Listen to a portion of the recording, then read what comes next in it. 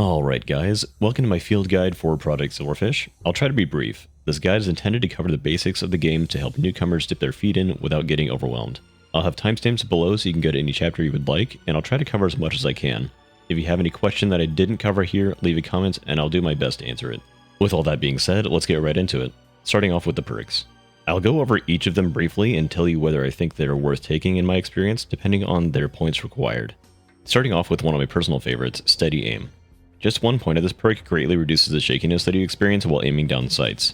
I take this perk for nearly all of my custom characters because trying to snipe or steady a rifle without it is just miserable. I think it's very valuable for 2 points, but you really don't need stacks of this one. Just 1 point into it is fine. Next up is Lucky Looter. This is a fine perk to take if you really like scavenging, but I personally wouldn't take it for 2 points. The biggest drawback to this perk is that it does not increase the rarity of loot that you find, just how often that you'll find it. The most benefit that you're going to get from this perk is if you're doing a playthrough where world loot doesn't respawn. This could help you get the most out of every chest and locker that you loot. Speed Boost is another one that I really enjoy. It just gives you 10% extra flat movement speed, so if you have some extra points, this could help you just become a little more agile. Regen Boost, though, is a little too expensive for me. It can help you become a little tankier and keep you from having to use some medical supplies, but typically if I get hurt, I'm just going to be using some instant healing anyways. High Jump is another perk that is just nice to have. It'll let you reach places where typically you would have to crouch jump in order to get to, so it can help a lot, especially in cases where you're in combat. Confident Lie is a really cool one.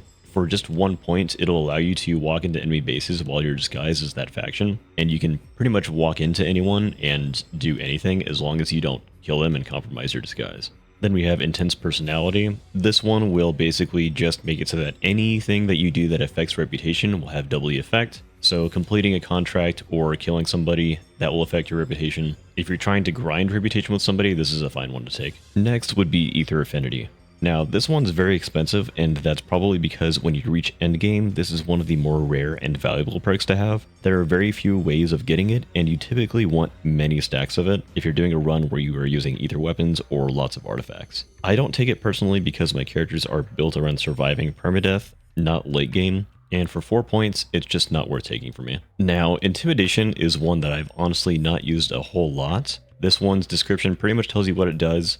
But I believe the effect that it has in-game is sometimes whenever you see an enemy, they will put their hands up and kind of try to shoo you away. I believe this makes that happen more often whenever you encounter enemy factions. So if you like having a little extra time to make an assessment and get a shot on some enemies before you get into combat, this could be fun to take. Then we have Collector, which is another nice kind of expensive perk. I believe what this one does is anytime that there is a artifact that could spawn on the map, this just makes it spawn more often. So instead of just walking into a map and there aren't any artifacts that happen to roll there, you have a better chance of finding them. Nice and simple. If you like artifacts, I think it's a good one to take. Then we have Brawler. This one is a perk that I would take only really if you plan on going 2 points into it for a melee build, but it is nice to have 1 point into if you use a melee weapon like an axe or hatchet as your backup for killing Fae like the Knot Deer.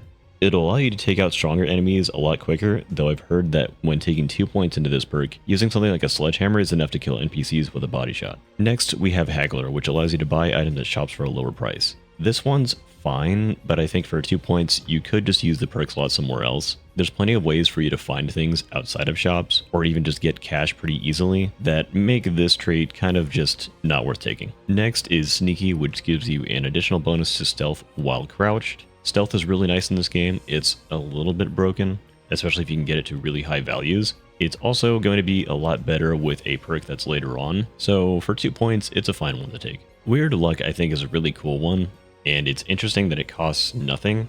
Essentially, all that it does is it makes it so that anything that has a rare chance of occurring becomes a common chance of occurring. So you will see a lot of the strange, rare events happen just a lot more frequently. Then we have Nudist, which increases your jump height and minimum sprint speed when not wearing armor. This one could be cool. I think it's more of a challenge perk, and it's kind of interesting that it costs a point, because armor is actually really important in this game. You die very quickly if you're not wearing any sort of bullet resistance, so if you're just looking to get maximum speed, this one I guess is fine. Next is Locksmith, which is going to make you better at picking locks. I suppose for 1 point it's okay, but really you're not going to need to use lockpicks that often, especially with the amount of tools that you have in the game. like the blowtorch, the crowbar, or just kicking a door down with a fire axe. So this isn't one that I would typically take. Gourmand is another perk that is just kind of hit or miss. It's going to make it so that food that you eat from the campfire is going to feed you more, but pretty much everything else is going to feed you less. So if you find canned food or anything like that, you're not going to be able to really eat it right away. This is also one that you want to be careful of, because if you have too many points into this perk, it'll make it so that eating cold food actually takes away from your hunger meter. Really quick, we've got Swift Paw, which just increases your movement speed when crouching. On its own, I probably wouldn't take it, but if you're doing the sneaky skill, I would pair this one with that, just so that you're actually at a lot faster movement speed while you're sneaking around. Then we're getting into the fun perks that all have negative costs to them, so they're all going to be detrimental to you in some way. Starting off with one that's actually become one of my recent favorites, the Lodestone. It's only going to give you 1 additional point at the cost of attracting significantly more anomalies around you. In my experience, this is about double to like quadruple sometimes the amount of anomalies that you can find. It can get very wild sometimes. If you are a beginner to the game, I would not recommend taking this perk, but if you've got some experience with the game and you know how to deal with the anomalies, this one can be fun. Then we have a perk that I really do not like, but it does give you quite a lot of points to work with, and that would be hunger. This is going to increase your hunger rate, which basically means that you're going to be starving a lot more often. I'll kind of get into this more later whenever I cover how food works, but essentially this is going to make your health regeneration and your speed basically permanently slow. This is one that you can manage if you keep food on you a lot of the time, so it's not the worst perk in the world to take, especially if you need a few extra points. It's kind of one where you have to decide for yourself if you think that it's worth managing. Then we have Thin Skin, which is also going to give you 3 additional points to use. You take slightly more damage. This one is one that is going to hurt you a lot more in the early game and kind of be harder to get your feet off the ground, but once you start getting armor, it's a little easier to manage. I haven't personally seen too much difference using this perk versus not having the perk. It may just be that whenever you're using it, you're going to be going through your medical supplies a little bit more often. So personally, I think this is fine if you need some more points. Then we have Hemophilia, which is going to make your healing items less effective. I believe this is going to reduce the instant heal as well as the regeneration rate that you get from your healing items. So probably not the best perk to take along with Thin Skin. If you've got both of these, it's going to be a lot more of a struggle, but probably something that's fine if you're just doing either or. Then we've got Lingering Trauma, which means that you can never fully recover from mental fatigue. I used to be really scared of taking this one, but since playing around with it a little bit and figuring out what it does, I've learned that it always keeps you just a little bit close to the very first stage of mental fatigue, which would be the slightest amount of paranoia. This one's actually pretty easy to deal with. Just make sure that you are either sleeping or you have like a drink or perfume on you in order to reduce your mental fatigue. It's a lot easier to manage than something like hunger or like Thin Skin, but it's also not going to give you a lot of points either. Then we have Bad Swimmer, which is, in my opinion, just kind of some free points to take. It's going to make you swim slower and give you some trouble holding your breath underwater,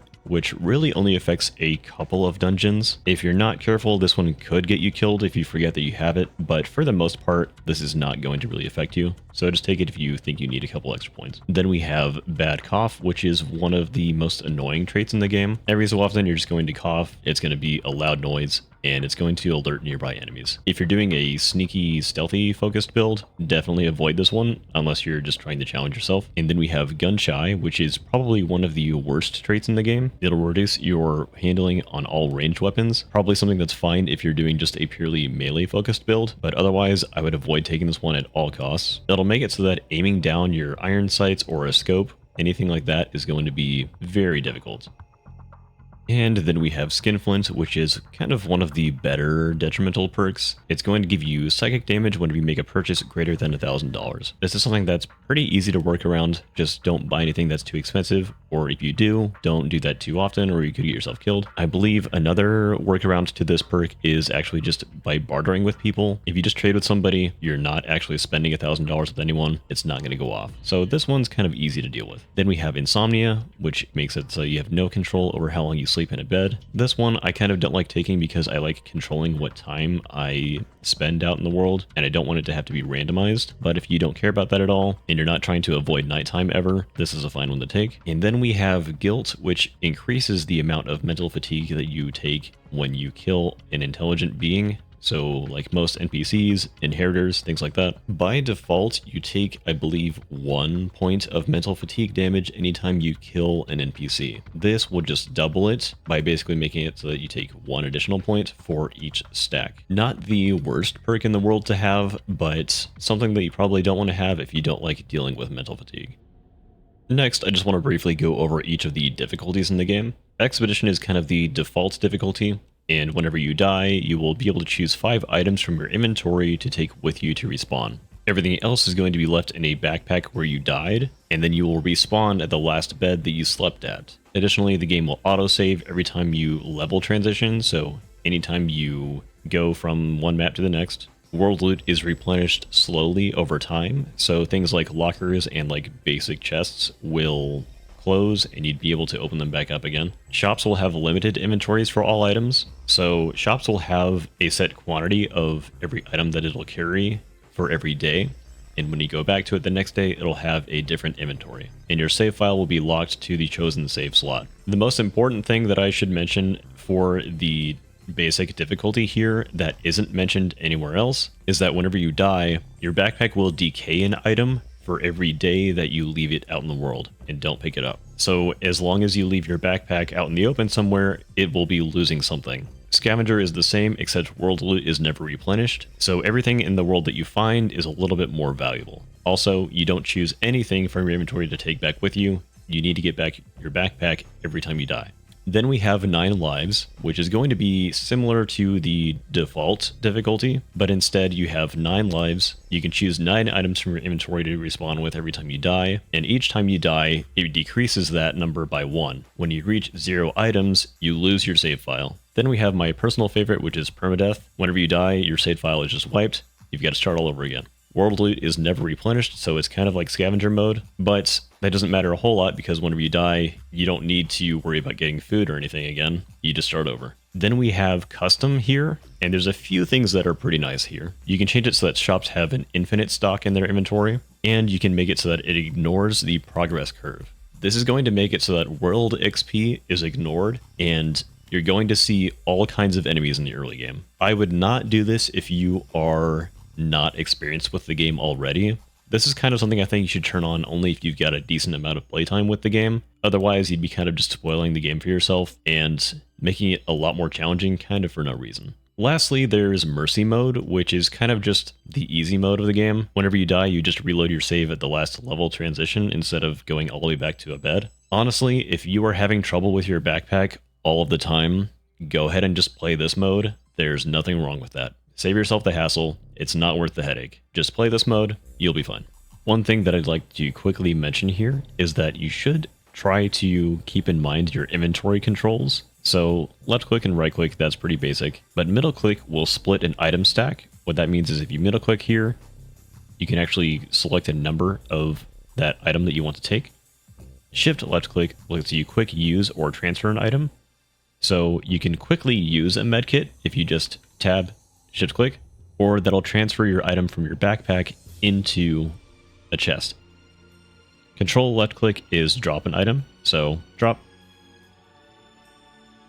That's control click or shift to quickly loot it.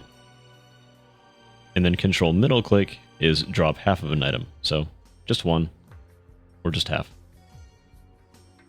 Next, I'll go over the hunger system. I'll start by showing you a few of the food items here. This will mostly be anything that you can find scavenging out in the world or from trading sometimes. The most efficient way to use these is going to be by adding them to a campfire. So like one of these here. If you ever come across one of these that is not lit, you can light one using either a lighter or even by using a flare, just by tossing it down and lighting it that way. Cooking food effectively doubles its food value. So items like beetles, mushrooms, honey, eggs, those are going to be a lot more valuable adding them to a campfire than just eating them on their own. Once you've added enough food to the campfire for it to reach 20 points of food, you're able to pack it and that will add it into your inventory as a leftover, which should give you 18 points of food. You might notice that not everything is able to be cooked, like the milk bites, the candied tuna, or even MREs when you find them. That's because those items are components to a recipe and they're better used that way than just eating them on their own. I would strongly recommend that you always try to keep food on you And that's because while your hunger is filled, you'll be walking at your maximum movement speed and you'll be regenerating your health at your full rate. I'll show you a good side-by-side of your movement speed, both full and starved, so that you're able to clearly see the difference.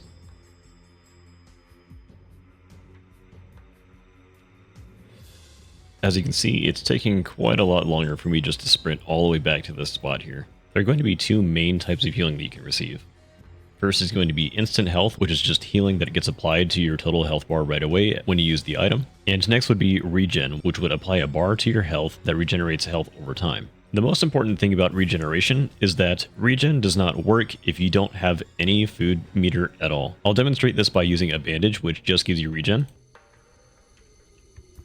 You can see here that I have a maximum meter of regeneration with this little transparent bar here, but it's not going up at all because I'm totally starving. If I eat some food, it'll start to regenerate a little bit. And the more that I eat, the faster it'll go up. I can also increase this by increasing the regeneration speed, and that'll help get my health up a lot faster. Now I'll show you a few of the different medical items you can use in the game. The most valuable medical item will probably be the large medkit here, since this is going to give you 50 instant health, as well as 100 regen and 4 times regen speed. So even if you are at 0 hunger, this will give you a decent amount of regeneration. Next, you've got the Gauze Pack, which will give you 25 instant health and 60 regen. This won't be as effective as the medkit, simply because it won't increase your regeneration speed, but if you are maxed out on your hunger, you should be fine using this one. One that I really like is the Medical Paste, since it's going to give you 20 instant health, as well as 30 regen and 3 times regen speed. This will also work if you don't have any food. Then we have the Bandage, which just gives you 45 flat regeneration. This is one that's not going to work if your hunger meter is totally empty. And then we have Stim Pills. So this doesn't give you regeneration on its own, but it will increase your regeneration speed. So even if you have no food at all, you can pair this with another healing item and get regeneration up. Then we have MRE, which effectively works as a food item and kind of a healing item. It'll give you some regeneration as well as some food, so that health is regenerated on its own. You might notice your characters start to glance behind themselves or look even more paranoid like I am here. This is a sign that your mental health is low and you need to recover it by either having a drink, using perfume, or just getting some rest. If you don't, you start hallucinating more and more, and those hallucinations can cause you some serious trouble. You've probably heard that whale call going on in the background. That's usually something that's spawned when you're losing your sanity, and if it finds you, it can do a lot of damage. Next, I just want to go over the different factions that you'll find in the game. The Revolution is going to have black and red camo. They are the communist faction in the game. They're hostile to cultists, the military, the insurrection, and they are neutral to the freelancers. Their home base is located near Metropole. Then we have the freelancers who wear green and tan, and then they have a yellow stag patch. These are the scavengers of the zone, and they're hostile to cultists, the military, and the insurrection again, and are neutral to the revolution. Their home base is the default spawn, so the observatory, just off of the crossroads. But they also control the black market at the docks. The military will be wearing blue and gray uniforms. They are the state military, and they range from inexperienced conscripts to armed special forces. They're hostile to every faction, and currently their home base is in the Dead Bridge zone. Then we have the cultists who wear purple tones and often decorate their armor with different runes and charms. These are artifact hunters, and many monsters in the zone also are friendly towards them. They're hostile towards every other faction. Then lastly, the Insurrection. They are a paramilitary group with a dictatorial leader. They're hostile to all factions, and they have bases both in Dead End and in Goldwood Forest, and I believe they're going to have more expanded for them fairly soon. Another group that isn't actually listed here is going to be the Loners. These are like loner scavs, and they are hostile to everyone. They will essentially warn you and shoot you on sight, and if you've killed enough of them, they may just shoot you right away. The best way to identify these loners, aside from freelancers, or really just identify anyone's faction, is to carry a pair of binoculars on yourself. Use the binoculars and then hit R, and that will tag somebody and show you what faction they're a part of. If they are not a part of any faction, it will just read them as hostile. Factions are able to have different levels of reputation, so you can see that I am currently trusted here with the Revolution, I'm a stranger towards the Freelancers, I'm distrusted with the Cultists, I'm despised by the Insurrection, and I'm a pariah to the military. Simply what that means is this is going to determine how hostile somebody is towards you. So the Revolution is not going to fire on me at all, and I'm not going to read as a threat to the Freelancers, but if I start to aim my gun at them, they might turn on me. Being distrusted with the Cultists means that they probably won't shoot me right away. They'll give me a few warnings before I'm allowed to either shoot them or walk away from them. And being despised with the Insurrection means that they'll warn me a couple of times before they start shooting. Being a pariah with the military means that most of them will try to shoot me on sight. Being a stranger towards a certain faction allows you to trade with a few of their members, and being trusted with them lets you trade with their stalkers and get a better discount at their shops. There's also a level of reputation called Hero, and that's if you've done a lot with a certain faction to gain their trust. And right now, for most factions, it'll just give you better deals, but in the future, it could have story implications. If you are ever coming across the problem where you just can't talk to anyone and everyone is hostile to you, come here to the Lone Wolf Saloon, just north of the slums area. There will be a neutral stalker here for every reputation, I believe, besides the military, and you can trade with them, give them some goodies, and it will increase your reputation with them. The way that bartering works in this game is that you have items that are a certain value. This value is going to be its monetary value, as well as how much the person that you're trading with actually prefers that item. So for instance, this person does not really care much for this weapon, but also doesn't care much for this weapon either. So it could be a fairly even trade. This little kind of transparent bar here means that I'm probably not going to get very much reputation off of this trade at all. It's just going to be a one-for-one swap. If I were to give them a little more and get it into the full bar here, this would give me increased reputation with whatever faction this stalker is a part of. I can also add money to the deal if I have some to give, or just straight up use money to try to make the purchase. Contracts in the world will be mostly available through either NPCs, like faction leaders, or they will be at these bounty boards available throughout the world. The bounties that are available to you will be dependent on how much world XP that you have. You increase world XP just by doing contracts. So the more contracts you do, the more contracts will be available to you. If we look at one here, it'll tell us the person that is giving out the contract, the client, the reward for doing the contract, and the penalty that you have to pay if you breach the contract, which means getting rid of it. This also tells you where you have to redeem it. So this one is redeemed at the bounty board. If we look at one, say, like Scorched Earth, we have to redeem this at the black market broker. The locations for turn-ins would be as follows. It would be Simi at the observatory, and then Mama Roach at the burrow just north of Metropole, Dr. Mosby at the lab in floodplains, south of the river, and then the broker at the docks at Black Lake. Just real quick while we're on the topic of contracts, one of the best tips that I have for you is to actually make sure that you read the documents that you find while you are on a contract. These are typically going to be very important for finding things that are out in the world that would otherwise be hidden. So the depot documents here, for example, has a little star on top of its icon, and if you read it, it tells you a little bit of details as far as what the train carts carry that are on the depot's rails. Also, if you ever have a data tape that you get from a mission, bring it back to either the observatory projector or the lab projector. Here, you'll be able to see what is on the data tape, and that sometimes gives you really important information.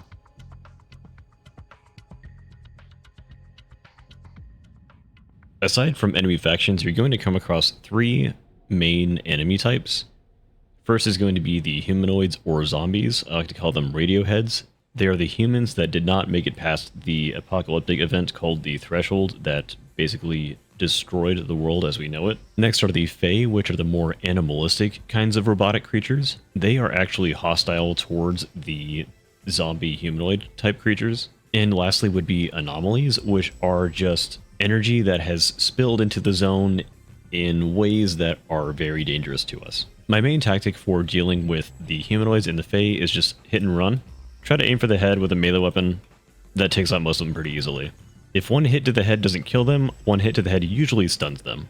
I won't spoil all of the anomalies here, but I will show you that the main way to deal with most of them is to make sure that you have some bolts in your inventory. That way you can throw them to disarm the anomaly and just run through it. Keep in mind that there are many ways around any particular situation. So like for instance, Normally, I would need something like a lockpick to open this door. I can't break it down.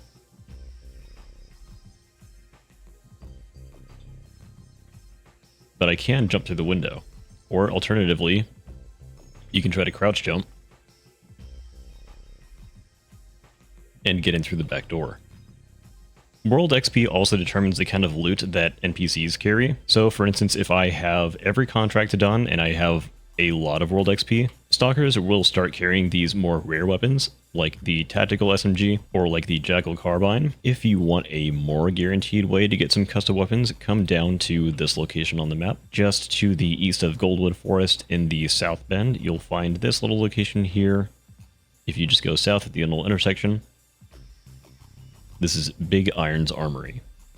This is a recent addition that allows you to turn a toolkit plus a base weapon and some cash into the custom variant of that weapon. Previously, it was only possible to find these weapons either through blue chests or from rare drops from enemies, but now it's a pretty decent way to get a good consistent start pretty early on in the game. This is also currently the only way that you can modify any of your weapons. There is not currently an option to add any customization to a gun, and I don't believe that is going to be a planned update in the future. Some of my personal favorites would be the Security SMG. It's just a better version of the Type 15 SMG or the MP5. The KRM-54 Nighthawk is a very solid 5.56 weapon,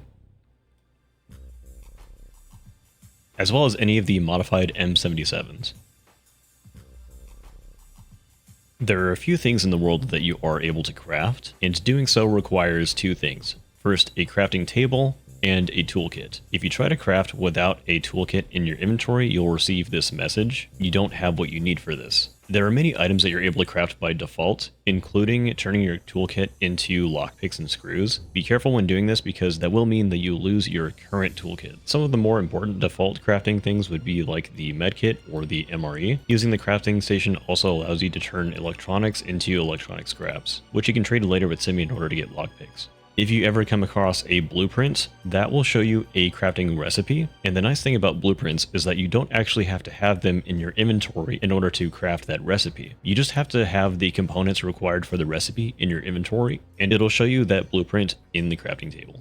Next, I'll go over the different armor resistances, as well as some of the different passives that the armors can have. Looking at the super heavy armor here, it's got quite a lot to it. First off, we're going to see the 50% kinetic resistance. Kinetic is going to be basically any bullet that NPCs are going to use is going to have some form of kinetic damage unless they are entirely armor-piercing rounds. Luckily, this armor also has 20% armor-piercing resistance, so it resists some of that as well. Then it has 40% blunt. Blunt would be the damage from any blunt melee weapon, like a hammer or like a crowbar or a shovel. Then we have 50% stabbing resist, which would be basically any dagger or like knife melee weapon if it does a stabbing animation. And then 50% slashing, which would be a knife, a sword, a dagger again, but if it does a slashing animation. And then we have different kinds of elemental resistance. So 10% fire, 10% poison, 30% electric, 10% radiation, 30% acid, and 30% blast. This is mostly going to matter whenever you are dealing with anomalies, because those are going to be the things that do the most elemental kinds of damage. Then the armor itself has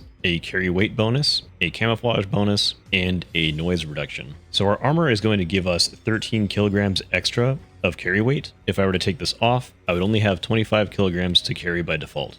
Then it gives us 15% extra camouflage, which would make it harder for enemies to see me. That is going to be negated by the negative 50% noise reduction. Because this armor is very heavy, it makes me a lot louder, so enemies are more likely to hear me before they even see me. If we compare that to the cat suit, that gives us plus 30% noise reduction. That would make it so that our footsteps are noticeably quieter, making it so that we could sneak up behind an enemy and they probably wouldn't even hear us coming.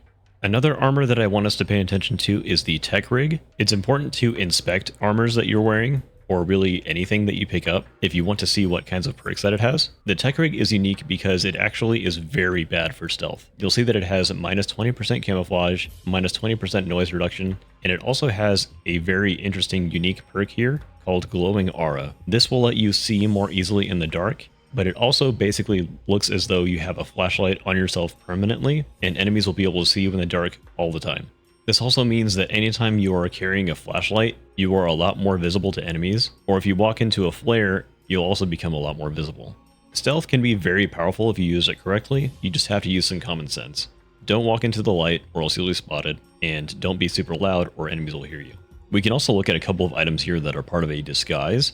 If an item says something like, it looks like the sort of thing worn by the insurrection, or it's something that the military would wear, that means that it's part of a disguise, and if you wear the armor as well as the headpiece, you will be disguised as that faction.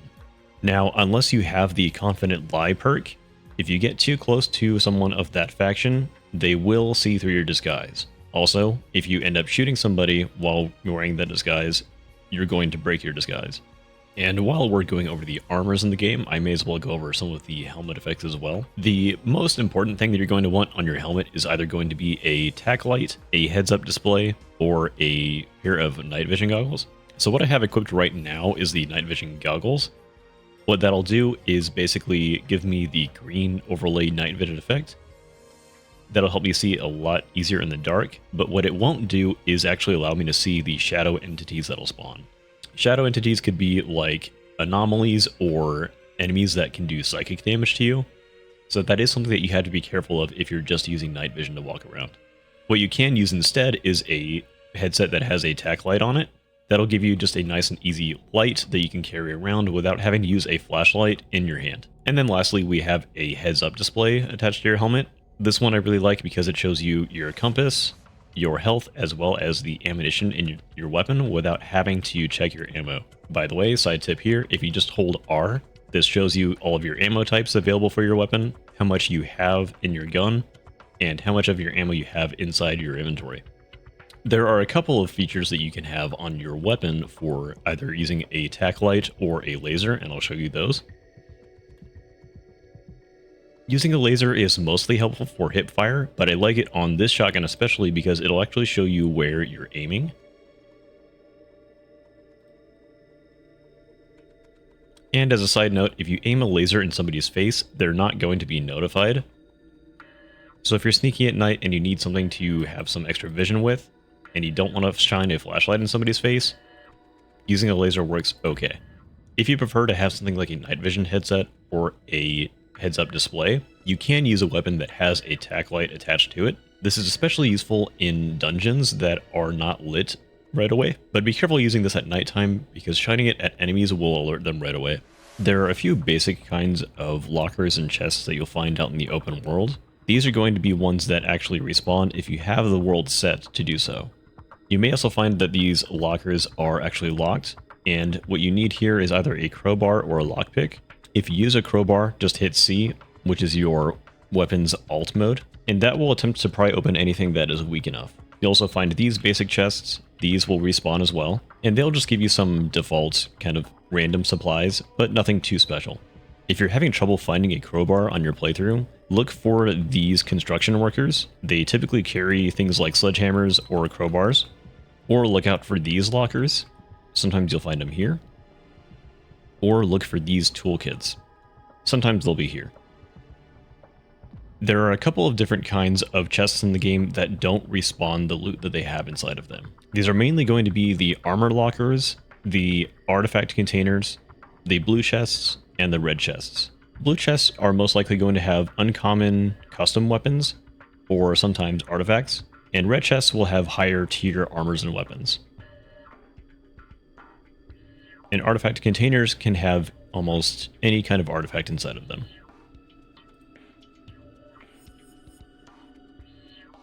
Next, I'll go over the different weapon stats as well as the different ammo types in the game. When you look at a weapon, you're given a couple of things. First of all, its ammo type. So this one here would be 5.56 intermediate, and then a short description of it. So this is a compact bullpup AR that fires a 2-round burst at extreme fire rates. Then it has a muzzle velocity, magazine size, and its fire rate. A weapon's muzzle velocity is going to be very important. This basically acts as a force multiplier. A weapon like this one that has 900 meters per second is going to do more damage for the 5.56 and have less damage drop off the further it goes than a weapon in the same category that has a much slower muzzle velocity. You have to think of the bullets in this game as actual physical projectiles. If something hits something from further away with a lot lower velocity, it's not going to do nearly as much damage. One of the best comparisons for this would be the sawn-off shotgun versus the break action shotgun.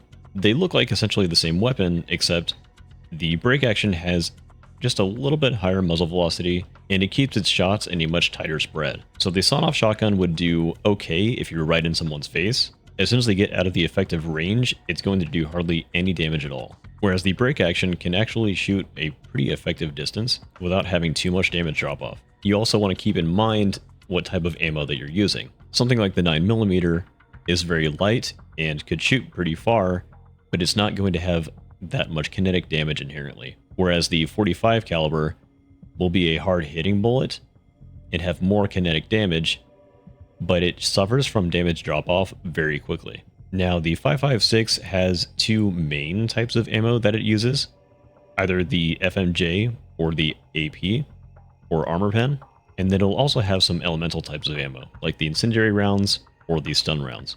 If you find FMJ, this will mostly do kinetic damage with just a little bit of armor penetration, and this will be fine for most things, but if you're facing armored opponents, you don't really want to be using these.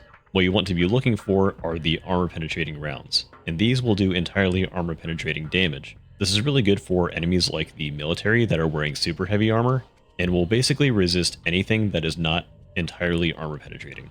You also want to be careful that you're not using things like buckshot against armored opponents. This is going to do entirely kinetic damage, and if it's not doing enough damage, you're probably going to die before it takes down your target. Whereas something like the slug does massive kinetic damage and has at least some armor penetration, so it could be useful against medium armored opponents. And then something like the DS API, which fires an armor penetrating incendiary slug, would do almost entirely armor penetrating and then some fire damage. What's nice about these though is that they have the bonus effect of lighting your enemy on fire. So if they're the kind of enemy that panics very easily, they could just run around and die to the fire and you won't even have to blink at them. The last thing that I really want to touch on is going to be the different artifacts that are in the game. Mostly just how you can figure out what they do, where they should be spawning, how to find them, and also something that will affect how they respawn. Artifacts are going to be items that spawn in the open world that are in kind of like hidden crevices around the map. And if you right click on it and click inspect, it'll tell you the name of the artifact, the item type of artifact, as well as a description for it. And then on the bottom left, it'll tell you what perk it gives you. There are two main ways of finding artifacts, either by using an ether flux detector. This is kind of like a Geiger counter. It starts off with a very broad sensitivity, and you can dial it down to detect just what is nearby you. The problem with this is that it will also detect anomalies, so it will be going off very frequently if you have anomalies around you. It's best used in combination with the Etherflux scanner here. This, you can aim it around and click it, and it'll show you if there are either anomalies around or if there is an artifact. Usually, if there is a massive cluster, that's going to be just anomalies. Or if you see that it's moving every time you ping it, that's going to be an anomaly that's moving around. But if you see a very small, bright dot that is still and not moving anywhere, that's most likely going to be your artifact.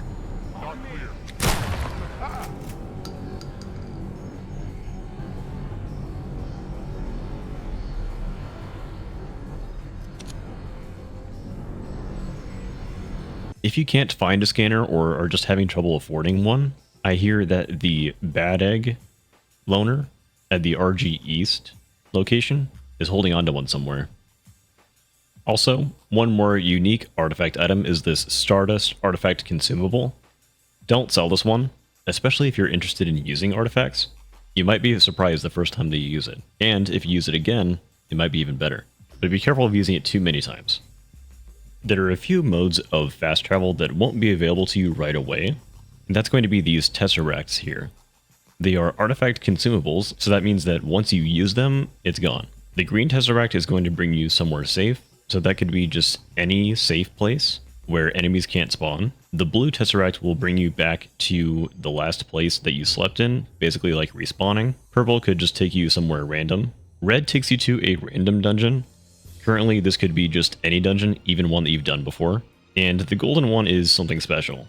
It'll start off with only being able to take you to this waypoint here, but if you find any of them in the future, you can light them with something like a lighter, and that will allow you to use that waypoint. You may also find something called the regression matrix at some point in the game. And what this will do is if you hold right click, it will set a location, and if you have enough ether, you can use left click and that will teleport you to the location. Now, if you have an artifact that actually has an ability on it that you can use, it's going to require ether. Ether either comes in small containers in capacity of 300 at a time, usually from cultist faction enemies. You'll find them mostly randomly walking around, or either in the Maw area, or in the north, like in the marshes or in the stone maze. Aside from that, you would need to fill up a ether canister that'll hold a capacity of 1000. You can fill those up at like these red gas pumps here. A couple of more things that I'd like to mention about artifacts is that you should remember to right click on an artifact and inspect it before you pick it up. I'm just warning you that there are a few artifacts out there that have negative effects on them, and some that might even stick with you a little while longer than you want them to. They're also very valuable to the broker available at the Black Lake docks, the black market. He'll offer to buy artifacts off of you for almost double their value, so they're pretty nice if you need some extra cash. And if you ever run into a storm, like the red storm here, or even like the fog or just typical lightning storm, basically anytime the siren starts going off, this means that the artifacts in your world have reset and probably changed spawns. So you can go back out and start collecting artifacts again once this happens. Alright y'all, that's about all I have for this video. If there's something that you think that I missed that's actually very important that I should probably cover, if I think it's worth it, I'll make another video later covering some more detailed tips, or just things that I've missed here. Aside from that, I'm going to leave a couple of guides here that are going to cover the different weapons in the game, like the different firearms that you can carry and the different melee weapons, as well as the stats on them. And one other thing that I didn't really cover here, the tarot cards. If you're interested in what those do, please read the Steam guide. It goes into great detail. Lastly, I'd just like to thank a lot of the members of the Project Silverfish community, as well as the community from my streams and YouTube channel. I've gotten a lot of support recently, and it really means a lot to me that you guys are watching this channel. But until next time, I'll see you guys. Subscribe for more.